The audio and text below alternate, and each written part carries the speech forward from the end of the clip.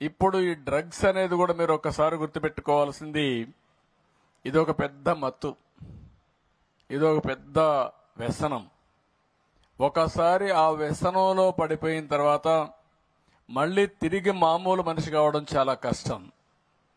అలాంటి వ్యక్తికి స్నేహితులు లేదు, తల్లి లేదు, తండ్రి లేదు, చెల్లెలు లేదు, తమ్ముడు లేదు, ఆప్యాయతలుండవు.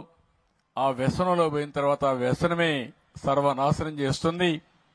మనకుండే రిలేషన్షిప్ని పూర్తిగా విధ్వంసం చేస్తుంది.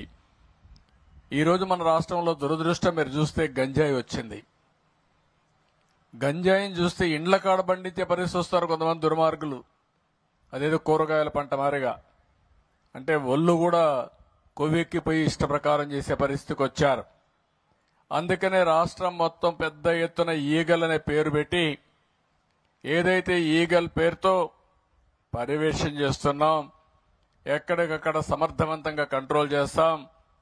ఎవరైనా డ్రగ్ గంజాయి పండించినా, డ్రగ్ వ్యాపారం చేసినా, డిస్ట్రిబ్యూషన్ చేసినా, కన్జ్యూమ్ చేసినా మెర్సిలెస్ గా యాక్ట్ చేస్తాం. అది కంట్రోల్ చేయకపోతే మాత్రం ఇదవుతుంది.